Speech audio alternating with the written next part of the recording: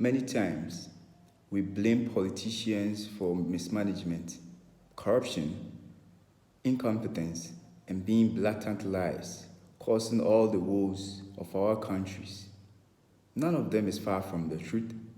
But knowing this, must we make them the determinant of growth and development of our nations as Africans?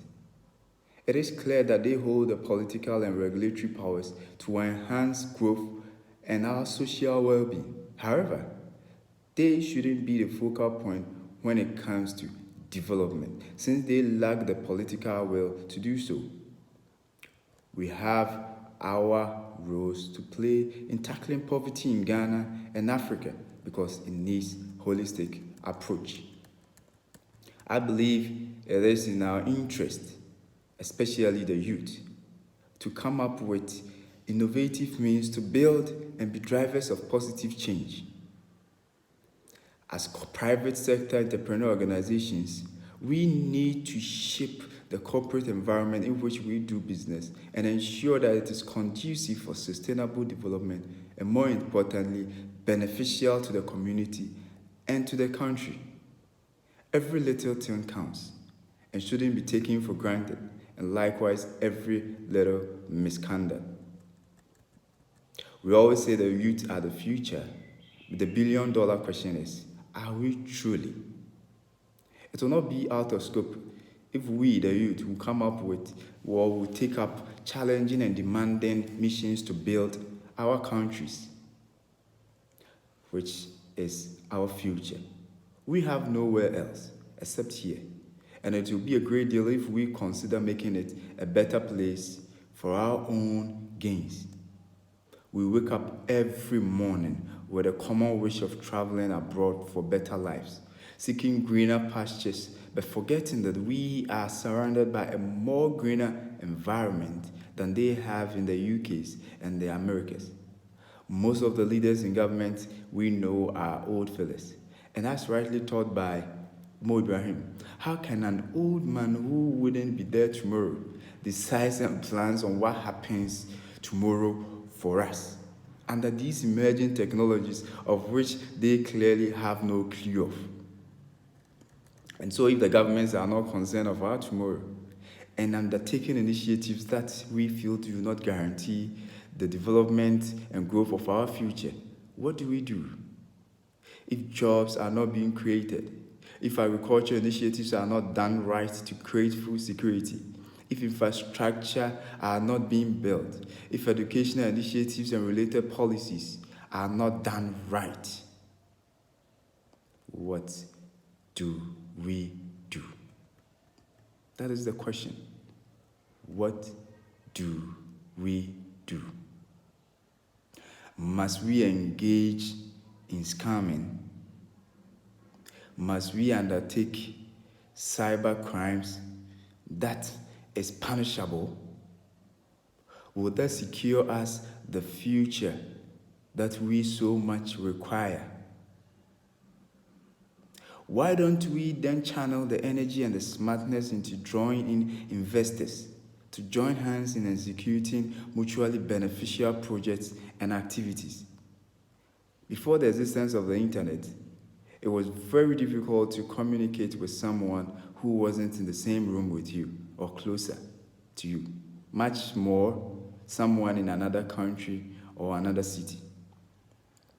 Your only option was either pay phones or they use the postal snail mails, which could take like forever to get delivered and even receive a response.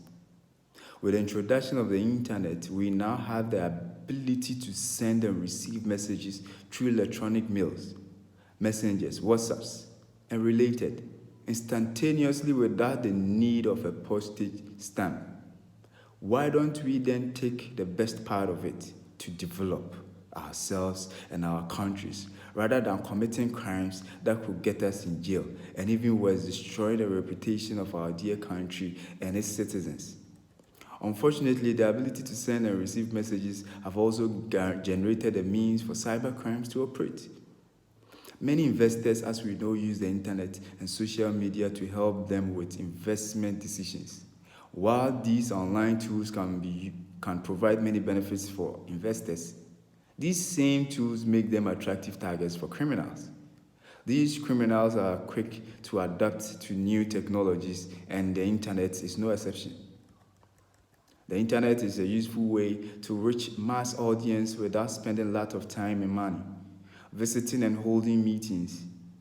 A website, online message, or social media site reach large number of people with just minimum effort. And it is easy for project promoters to send information, and it also allows fraudsters to make their messages look real and credible, and sometimes hard for investors to tell the difference between facts and fiction. This tends to make it difficult for the real investment promoters to acquire the attention and interest of investors. There are youth tech innovators and geniuses, arts and creative entertainment, young project promoters and entrepreneurs who are constantly supporting the growth of Ghana and Africa by soliciting partnerships and funds to engage in entrepreneurial activities and sometimes even undertaking governmental projects, but are turned down or do not receive the needed attention because of these actions of the criminals. If we could abandon such illegal activities, such as job scams, vacation scams, love scams, gold and other investment scams, which are currently trending, and engage in appropriate options that will best protect the image of our countries, promote and undertake activities that will enhance sustainable growth and development, such as securing investors, partnerships, and promoting investment opportunities, the future that we so much desire will be assured, and the relevance of politicians to achieving it will be minimal, if not zero. I therefore urge and plead with the people of Ghana and Africa, my fellow youth,